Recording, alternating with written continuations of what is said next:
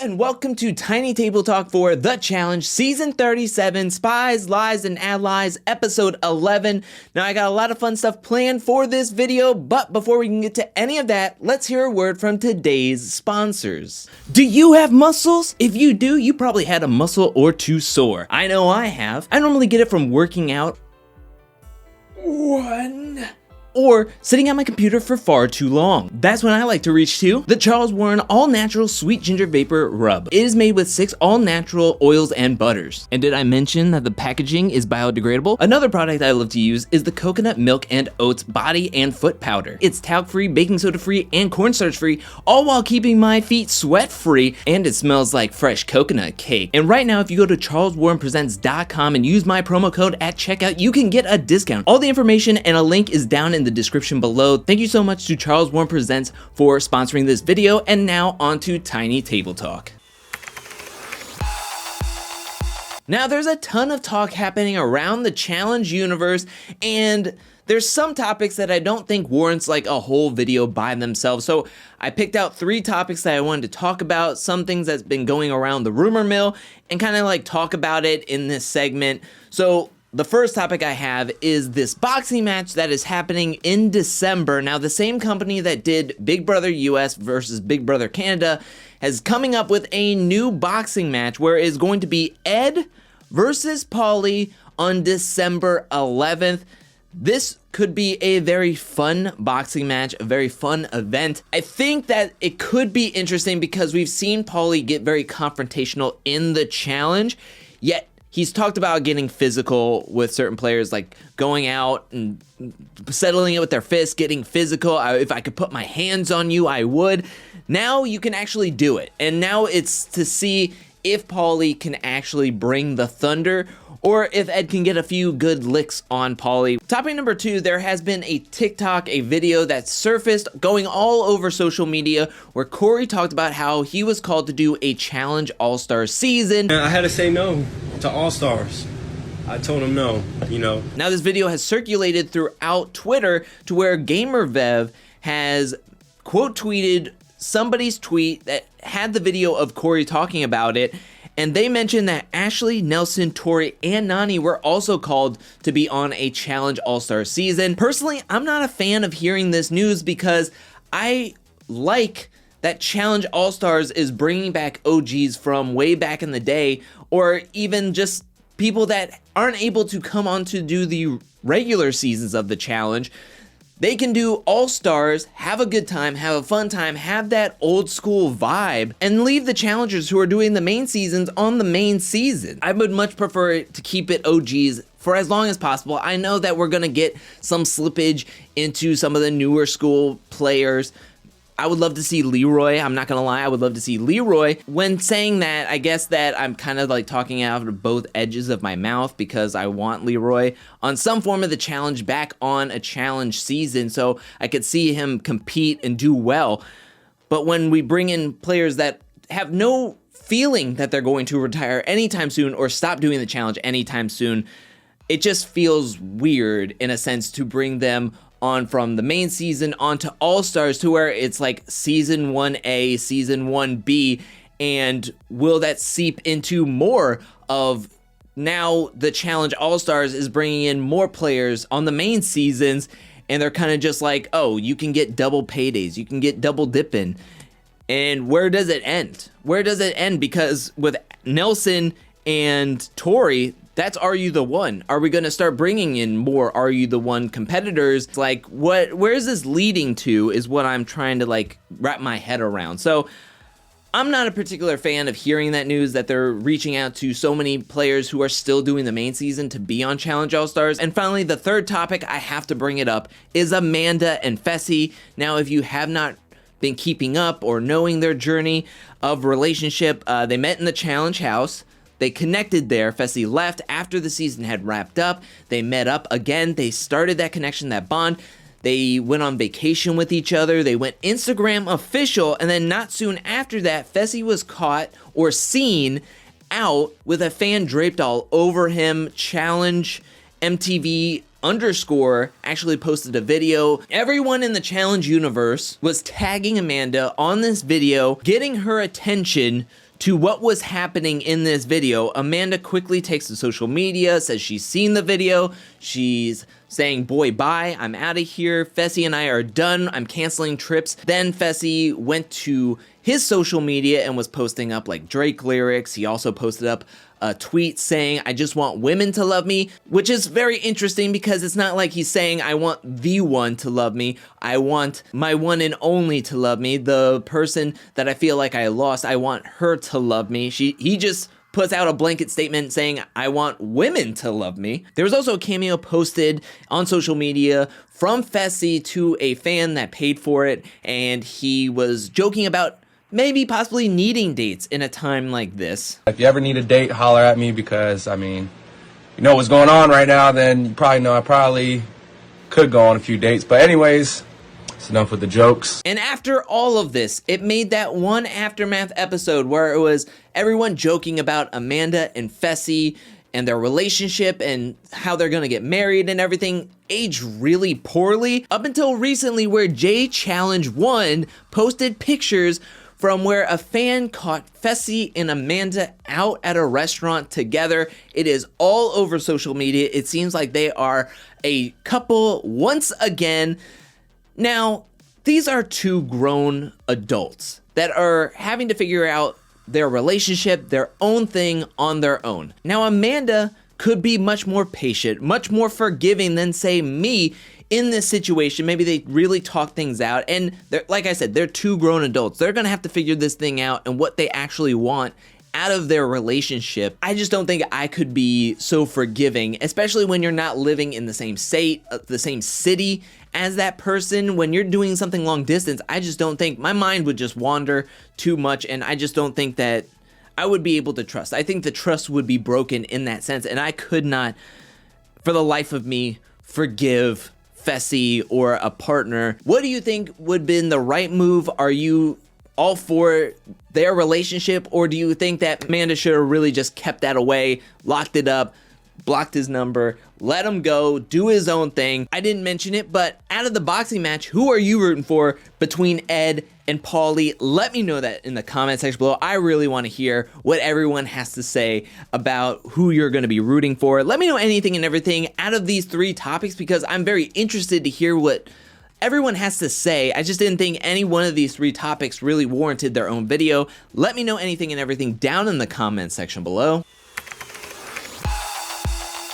From the team that brought you Joseph Allen abs workout and Nelly T's boot camp, oh my god, holy hell, comes a brand new wave in workout regimens.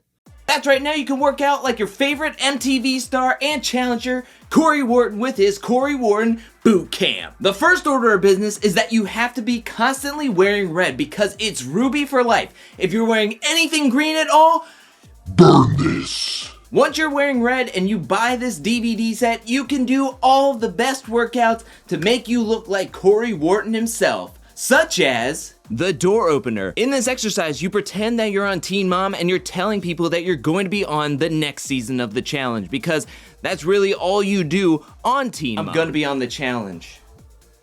I'm gonna be on the challenge. You'll also learn how to do the row model. This exercise is a dumbbell row, but you put a picture of your kids to help remind you, to help remind others that you are a father and you have kids and you're doing it for your children. I have kids. I have children. I have to do this for them. And you'll get access to exclusive workouts that are only accessible on the Cory Wharton Bootcamp, like Kid Squat. It's like a normal squat, but you're holding your child. But don't fret, if you're lonely and don't have a child, you can always use a pet. Daddy's always got you. Daddy's always got you. Oh, this is poor squat form right here. And if you don't have any pets, you can always use a pillow. Daddy's always got you. We got this. And if you order in the next 30 minutes, you'll get a very own replica of Cory Wharton's Hookup Award from Dirty 30 to hang up and motivate you, along with these 8 DVD regimen workout tapes. Remember, work out what your daddy gave you.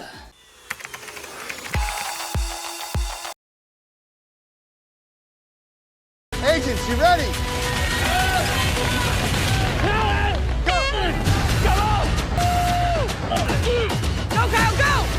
have to use every single...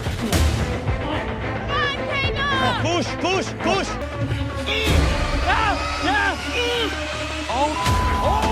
I go in. I need the win for me, for all the rookies. I'm getting whiplash. But there's... Knows that during pole wrestle, what you have to do is weather the storm, but... He can use his length, yank that thing away. Come on, Ed. Keep going. Keep going. Let's go. It's for $1 million. That boy...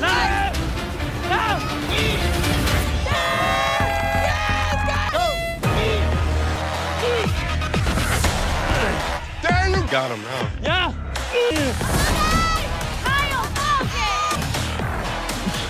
Yeah, no! Ed, you're doing this for you. You gotta... His K baby brewing in the oven and go, go, go, go, go, go, go, go. Let's go, go, Kyle. Don't give up, Kyle. Kyle, on his back, on his back, on his back, on his back, Kyle.